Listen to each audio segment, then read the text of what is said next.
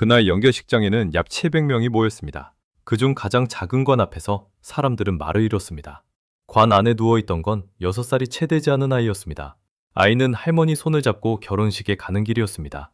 가족 네짓한 차는 양평의 국도 위에서 멈췄고 그날 이후 아무도 돌아오지 않았습니다. 그들이 발견된 곳은 양평 산속 깊은 곳에 파인 구덩이 안이었습니다.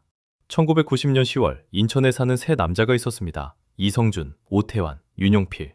전과 5범에서 8범, 정해진 직업 없이 강도와 유혹을 반복하던 사람들이었습니다. 1988년부터는 지리산 일대에서 야생 배마초를 채취해 상습적으로 피우고 있었습니다. 여기에 이성준의 애인 심혜수까지 내지 한 팀이었습니다. 10월 28일 이들은 렌터카를 빌려 강릉으로 향합니다. 다음날 저녁 7시 방경, 경포대에서 기념사진을 찍고 있던 신혼부부를 발견합니다. 남편 손씨 28세, 아내 한씨 24세. 칼로 위협해 손발을 묶고 재갈을 물렸습니다. 남편은 트렁크에, 아내는 뒷좌석에 가뒀습니다. 야산 소나무에 부부를 묶어둔 채 수표 포함 현금 260만 원과 금반지, 폐물, 차량까지 강탈했습니다. 피해 규모는 총 800여만 원. 이들은 곧장 인천으로 돌아가 서울 강남 술집에서 그 돈을 탕진합니다. 한편 묶여있던 부부는 근처를 지나던 중학생에게 발견돼 구조됩니다. 문제는 여기서 시작됩니다. 부부가 살아있었기에 인상착의가 알려지고 수배가 내려진 겁니다. 11월 7일 안양의 한 호텔에 넷이 다시 모였습니다. 이성준이 말합니다. 살려줬으니까 추격받은 거 아니야. 죽였어야 됐어. 그 자리에서 합의가 이루어집니다. 다음에는 반드시 죽이고 시신을 안매장에 흔적을 남기지 않겠다고. 이들은 다시 렌터카를 빌렸습니다. 충청도와 경상도 일대를 돌며 번호판 5개를 훔칩니다. 검문을 피하기 위해서였습니다. 강도가 살인을 계획하기까지 열흘이 채 걸리지 않았습니다. 11월 9일 그들은 양평의 국도에서 한 가족을 만납니다. 유중열 씨, 54세. 그날 그는 운전대를 잡고 있었습니다. 뒷좌석에는 81세 어머니 김매호 씨와 74세 이모 김주옥 씨가 앉아 있었습니다. 그리고 한 명 더, 6살 외손녀. 부모가 결혼 5년 만에 얻은 딸이었습니다. 할머니가 이쁘니까 데려가자며 손을 잡고 태운 아이였습니다. 이 가족은 강원도에서 열리는 친척 결혼식에 가는 길이었습니다. 소나타 한 대가 양평에서 홍천 방향으로 국도 6호선을 달리고 있었습니다. 핸드폰이 없던 시절이라 집에서는 이 가족이 결혼식에 잘 도착했을 거라고만 생각하고 있었습니다. 오후 1시경, 갑자기 앞에서 렌터카 한 대가 길을 막아섰습니다. 차에서 내린 남자들이 칼을 들이밀었습니다. 유중요 씨는 재갈이 물려지고 눈이 테이프로 가려진 채 자기 차 트렁크에 갇혔습니다. 할머니 두 분도 결박당했습니다. 아이는 심해숙의 품에 안겨 렌터카 뒷좌석에 태워졌습니다. 범인들은 근처 민박집에 들러 삽 2자루를 빌립니다. 아버지 산소 간다고 거짓말을 하면서. 그리고 국도를 따라 약 17km를 이동합니다. 양평군 단월면 산읍리, 쌀이봉, 비칠고개라 불리는 깊은 산속에 도착합니다. 인적이 끊긴 곳이었습니다. 먼저 두 할머니를 24m 높이의 낭떠러지 아래로 밀어 떨어뜨렸습니다. 아래에서 기다리던 이성준이 구덩이를 팠습니다. 두 분을 구덩이에 넣고 돌과 흙으로 덮었습니다. 81세와 74세, 걸어서 올라올 수도, 소리쳐 도움을 구할 수도 없는 곳이었습니다. 유중열 씨에게는 3천만 원을 요구했습니다. 거부하자 넥타이로 목을 졸라 숨지게 했습니다.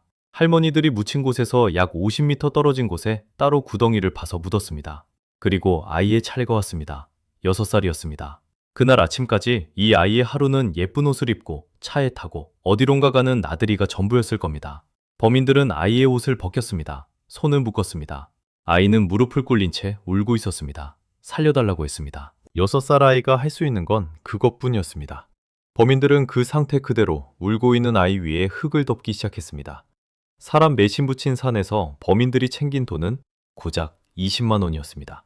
그런데 여기서 소름 끼치는 건 두건배 위에서 밝혀진 한 가지 사실입니다. 피해자 4사람의 폐에서 흙이 나왔습니다. 살아있었다는 뜻입니다. 부검 결과는 그랬습니다. 4사람 모두 흙 속에서 숨을 쉬었습니다. 머리와 얼굴에는 심한 타박상이 있었고 목뼈는 부러져 있었습니다. 매장되기 전부터 극심한 폭행을 당했다는 뜻이기도 합니다. 그런데 범인들이 잡힌 건 양평 사건보다 먼저 일어난 다른 사고 때문이었습니다. 열흘 전인 11월 1일 인천에서 교통사고가 한 건 있었습니다. 이성준과 심혜숙이 도난 차량으로 택시와 추돌한 뒤 도주한 사건이었습니다. 둘은 흉기로 택시기사와 경찰을 위협하고 사라졌지만 차는 그 자리에 버려져 있었습니다. 경찰이 그 차를 뒤졌습니다. 안에서 가스총 1자루, 예금 통장 1권, 그리고 차량 등록증 1장이 나왔습니다.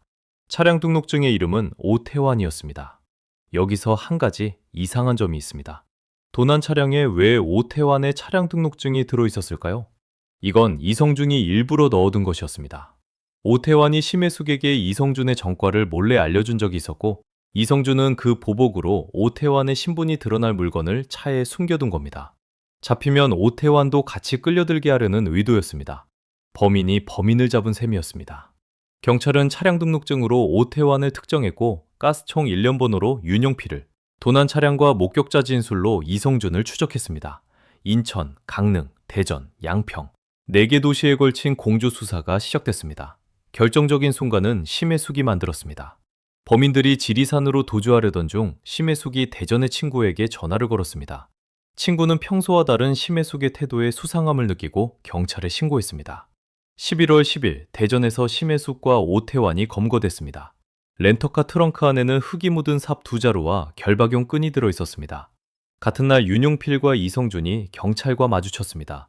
도주하는 두 사람에게 경찰이 실탄을 발사했습니다. 윤용필은 이틀 뒤 서울에서 붙잡혔고, 이성준은 대전의 한 아파트 옥상에서 총상에 의한 과다출혈로 숨진 채 발견됐습니다. 오태환이 자백했습니다. 그의 진술에 따라 양평 비칠고개에서 4구의 시신이 발굴됐습니다. 범인들은 법정에 섰습니다. 그런데 재판 과정에서 하나의 논란이 시작됩니다.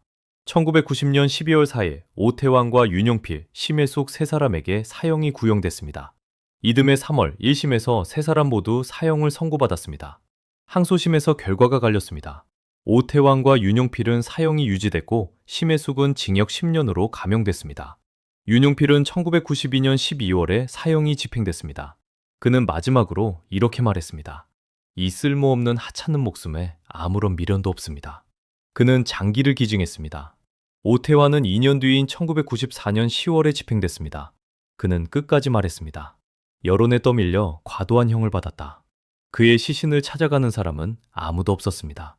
심혜숙은 8년을 복역한 뒤 가석방됐습니다. 이후 문학활동을 했고 2003년 위암으로 세상을 떠났습니다. 35살이었습니다. 심혜숙의 가명을 두고 논란은 오래 이어졌습니다. 직접 사람을 죽이지는 않았다는 것이 가명의 근거였습니다. 민박집에 자신의 주소와 전화번호를 남긴 점, 친구에게 연락해 검거의 실마리를 만든 점도 고려됐습니다. 하지만 다른 시선도 있었습니다. 계획을 알고 있었고 현장에 함께 있었고 아이 옆에 앉아 있었던 사람입니다. 직접 살해하지 않았지만 현장에 있었던 사람은 어디까지 책임져야 하는 걸까요? 그날 연결식장에는 약 700명이 모였습니다. 연구차에는 현수막이 걸려 있었습니다. 대통령은 신문을 보셨나요? 착하고 귀여운 우리 아이는 어디로 갔나요? 아이의 어머니는 그날 아버지와 할머니 그리고 딸을 한꺼번에 잃었습니다. 아이의 아버지는 훗날 이렇게 적었습니다. 살려달라는 외침이 끝없이 귓전을 때립니다. 사건은 끝났지만 그 외침은 끝나지 않았습니다. 남겨진 사람들의 하루는 아직도 그날에 멈춰 있습니다. 사건 읽는 밤이었습니다.